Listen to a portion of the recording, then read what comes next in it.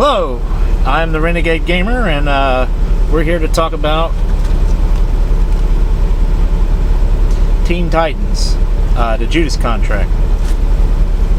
Now, I haven't done one of these in a long time, and I've been meaning to get back to them at some point, and I just haven't. Sorry. Hang on one second here. Alright. There we go. Sorry, microphone's a little off. So, I just finished watching the Judas contract. Usually I watch these films at least twice whenever I review them. This one, I didn't really feel like I needed to watch it a second time right off the bat. I'm just going to let you know what my initial thoughts are right now. I think this is a very good film. One thing before I start. I am glad that this does not say anywhere on it Justice League, Batman, or Superman. It's just Teen Titans. I'm glad that they actually had the fucking balls to finally put something out that didn't have one of those titles on it. Because the last thing we got was, I think, Wonder Woman, or the Green Lantern, one of those two. So, props. Y'all actually had some fucking nads to go do something different for a change. Now, I did watch the original Teen Titans movie that came out about last year, and I really enjoyed it. I meant to do a review on it, and well, I had a lot of things happen. So anyway, let's get into this one. For note, I think that movie was really good and did well. I never was a huge reader of the Teen Titans, and my age, I'm a little bit too old. I was older when the show was on and not home a lot, so I didn't get to watch it. But I knew of them, and I know most of the characters in the Teen Titans. So, but the Judas contract, okay. So this is a famous comic art that was put out, I think, in the 1980s. 1980s, 1990s. I don't remember exactly where it was. Dealing with a character named Tara, who basically is a member of the Teen Titans. And well, spoilers. This is all going to be spoilers. So if you don't want to know anything, I'll tell you right now. The movie's good. Watch it. There you go. All right. So 5, 4, 3, 2, 1. All right. Here we go. So Tara betrays the entirety of the group of the Teen Titans within Judas contract, and it's the same in this movie. They did a great job of capturing the ideal of a person that's conflicted, of basically bouncing between the two and not really sure where she wants to land. That kind of sounds bad, but I really bought her. I bought her motivations. I bought why she did what she did. I also bought why she didn't want to do what she does. She was laying as a sleeper agent for over a year, for around a year, by Deathstroke. Which, by the way, I gotta mention this. I was not a fan of Son of Batman. It's one of the only ones that I was not a real big. It's one of the movies that I felt like they had a real problem with. And one of the main problems was Damian. And I've had a lot of issues with Damian over these last few films. Until he basically came out with Teen Titans. I didn't really like the kid that much. But they brought Deathstroke back, and they kind of throw a one-way line in it, because if you watch Son of Batman, it looks like he died. Well, apparently he's not, because he's in this film. But yeah, so they throw one line in there to fix that process. Let's see what else to think of. Oh,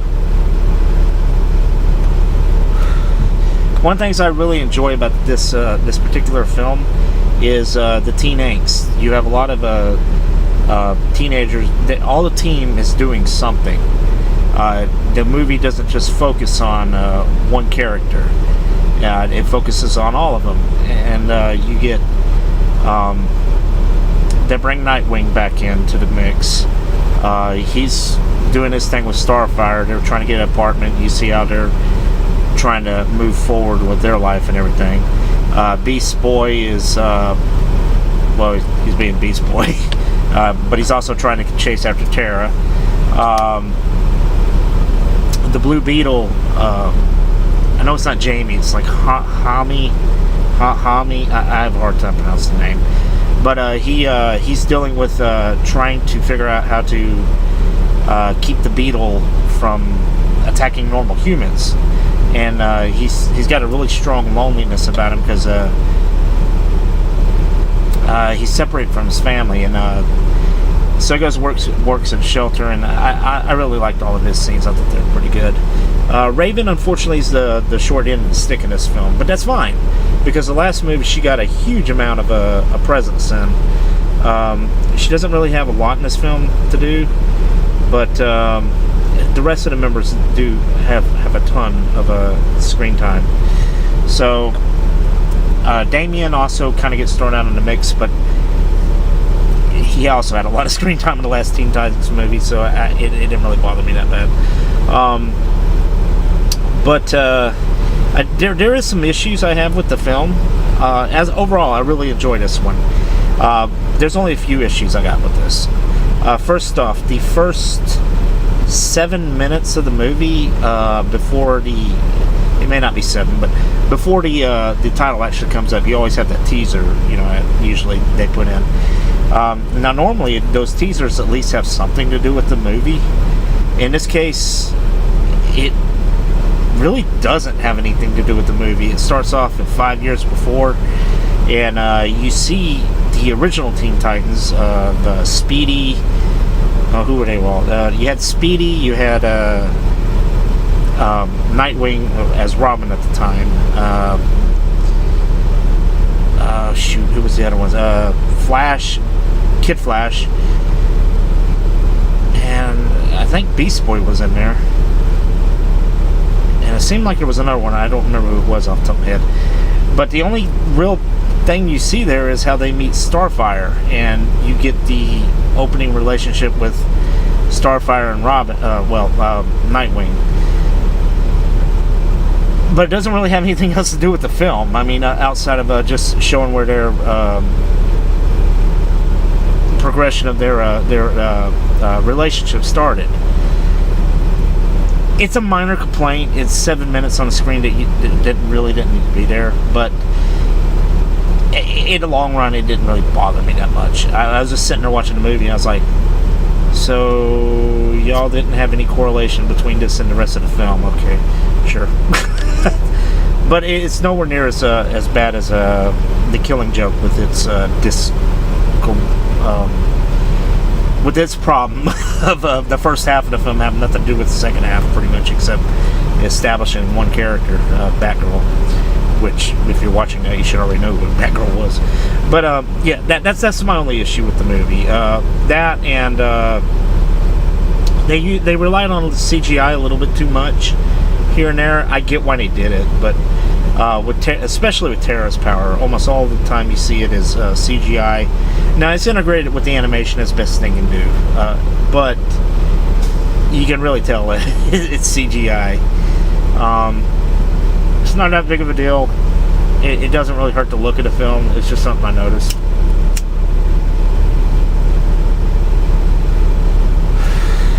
Voice actors. The entire cast from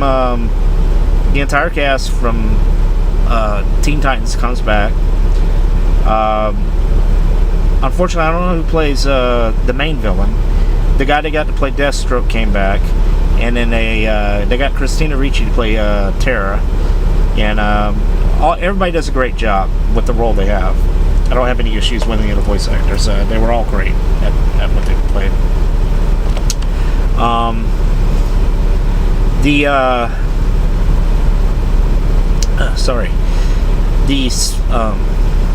So the animation was good. Just a little bit too much CGI in some areas.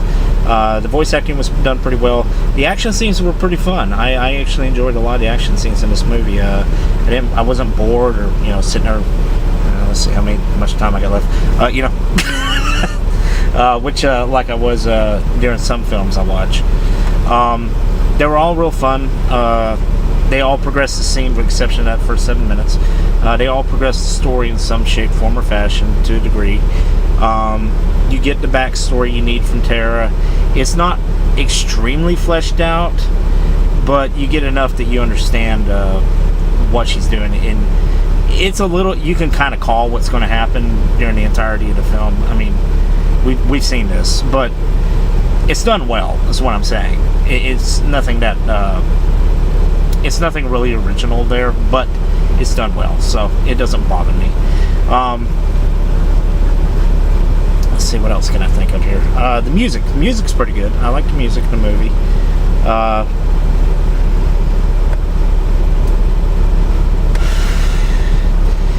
You got, oh, that's what I was going to talk about. Brother Blood. Now, for a film like this, I understand why they did what they did, okay? When you have the story is basically centered on a traitor within a team, the stories can be focused around that traitor a lot of times. You can have a villain in the movie. The villain in the movie usually isn't going to get a lot of screen time because of that.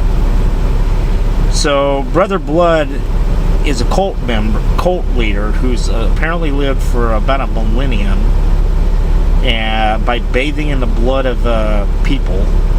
It's never really explained exactly how that works or why it works. He even flat out says, it's like, I don't really know why this works, it just does. But his big ultimate plan is basically capture all the Titans and absorb their powers and become what he calls a god by using all their powers, which doesn't really work. It's because he apparently didn't understand how Raven's powers worked, so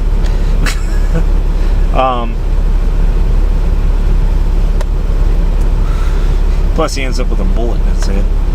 What was it? His chest. Sorry, his chest.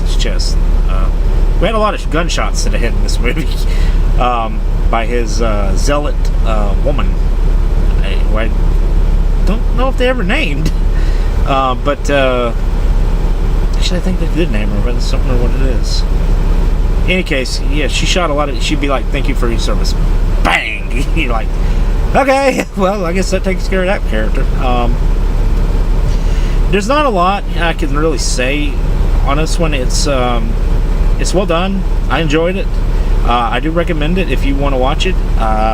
Go for it. You know, it's good. It's good stuff. So I'm glad that DC's finally getting their animation back into under control, because it was kind of out of control for there for a bit. I mean, we were in with a lot of films that just were not really that good. We'd have a highlight here and there. Gods and Monsters comes to mind. The last Teen Titans movie. This one. There was one other one in between the mix. I can't remember what it was. Anyway. But I'm also looking very much forward to the next film they got coming out, which is Batman and Harley Quinn. Now, I'm a huge Harley Quinn nut. I love the character of Harley Quinn. And I love the character of Batman. And I'm also a huge nutcase about the old animated series style. And that's what the entire film's going to be in. It looks like it's going to be fun. I'm really looking forward to it. I am sad about one thing. I wish that they did have I know that Arlene Sulkin doesn't do Harley Quinn anymore, but I do like Tara Strong as Harley Quinn. I wish they would have got her to do the voice in the next film. But we'll see what the not Third Rock from the Sun, Big Bang Theory chick can do. But we'll get there when we get there, you know. I hope she does a good job at it. We'll see. And I'll do a review on that when it comes out. It should be out in the next couple of months or so. So between here and there, I'll try to review some of the other DC movies that I have. I own all of them, exception of I think Batman, Gotham Knight. But yeah, I plan on doing all the reviews. I will do them as I go. One other thing. I realize my Let's Plays aren't really that popular, and that's fine. I enjoy doing them, but my recording device is screwed up right now for my video capture is screwed up right now, so I can't do them.